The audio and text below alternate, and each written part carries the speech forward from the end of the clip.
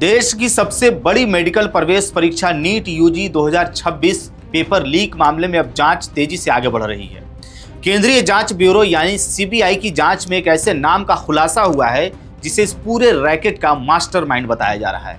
आरोप है कि परीक्षा की गोपनीयता को तोड़ करके छात्रों तक सवाल पहुंचाने के लिए एक संगठित नेटवर्क तैयार किया गया था। अब इस मामले ने देश की शिक्षा व्यवस्था और परीक्षा प्रणाली की विश्वसनीयता पर बड़े सवाल खड़े कर दिए हैं। तो कौन है वो मास्टरमाइंड और सीबीआई ने इस केस में अब तक क्या बताया, चलिए जानते हैं। नमस्कार, द हिंदी टॉप देख रहे हैं आप और मैं हूं आपके साथ जानिसार खान। पेपर लीक मामले ने परीक्षा सुरक्षा को लेकर के गंभीर सवाल खड़े कर दिए हैं। सीबीआई की जांच में एक नाम सामने आया है और वो नाम है पीवी कुलकर्णी, जिसे इस पूरे रैकेट का मास्टरमाइंड बताया जा रहा है। आरोपी पीवी कुलकर्णी पुणे के कॉलेज में लेक्चरर के रूप में तैनात है। आरोप है कि उसने परीक्षा प्रक्रिया की गोपनीयता का दुरुपयोग करते हुए पेपर लीक और नकल से जुड़ा एक नेटवर्क तैयार किया। जांच एजेंसियों के अनुसार पीवी कुलकर्णी की भूमिका केवल पेपर लीक तक सीमित नहीं थी। उसने कुछ छात्रों के लिए विशेष कोचिंग कक्षाएं भी चलाईं। इन कक्षाओं में कथित तौर पर परीक्षा में पूछे जाने वाले प्रश्नों और उनके संभावित उत्तरों पर फोकस किया जाता था। बताया जा रहा है कि ये कोचिंग क्लासेज पुणे स्थित उनके आवास पर ही चलाई जाती थी, जहां सीमित और चयनित छात्रों को ही प्रवेश दिया जाता था। जिसके बाद इस गतिविधि ने परीक्षा की पारदर्शिता पर गंभीर संदेह पैदा कर दिया है। सीबीआई की शुरुआती जांच में यह भी सामने आया है कि यह पूरा नेटवर्क अकेले एक व्यक्ति की ओर से नहीं चलाया जा रहा था, बल्कि इसमें कई अन्य लोग भी शामिल हो सकते हैं।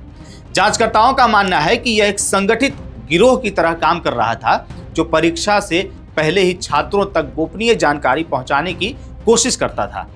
इसी वजह से नीट जैसी राष्ट्रीय स्तर की परीक्षा की विश्वसनीयता पर बड़ा सवाल उठ खड़ा हुआ है और प्रशासन पर भी सख्त कार्रवाई का दबाव बढ़ गया है। जांच एजेंसियों को शक है कि इस नेटवर्क में शिक्षा जगत से जुड़े कुछ और लोग, तकनीकी मदद देने वाले व्यक्ति और बिचौलिए भी शामिल हो सकते हैं। यही वजह है कि सीबीआई अब सिर्फ एक आरोपी तक सीमित नहीं रहना चाहती है, बल्कि पूरे नेटवर्क की कड़ियों को जोड़ने की कोशिश कर रही है। कई इलेक्ट्रॉनिक डिवाइस, दस्तावेज और संदिग्ध लेन देन की भी जांच की जा रही है।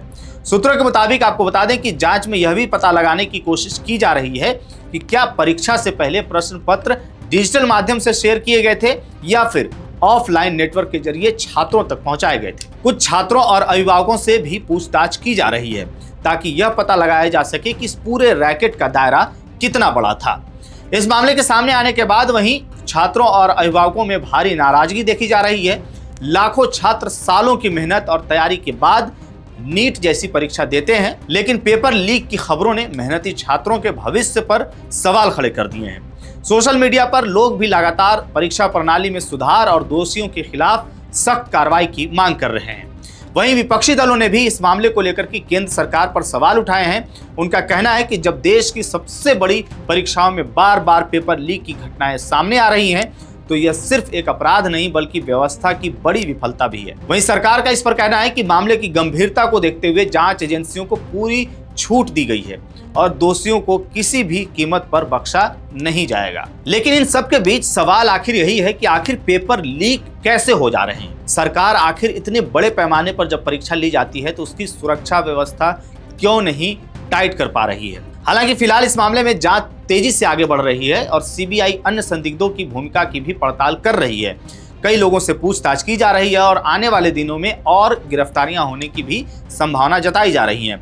सरकार और जांच एजेंसियों ने हालांकि साफ किया है कि परीक्षा प्रणाली में किसी भी तरह की गड़बड़ी को बर्दाश्त नहीं किया जाएगा, जैसा कि मैंने पहले ही बताया आपको, और दोषियों के खिलाफ कड़ी कानूनी कार्रवाई की जाएगी। अब अगर देखा जाए तो नीट यूजी 2026 का पेपर लीक होना सिर्फ एक पेपर का लीक होना नहीं है, बल्कि देश की शिक्षा व्यवस्था की विश्वसनीयता से जुड़ा बड़ा मुद्दा है।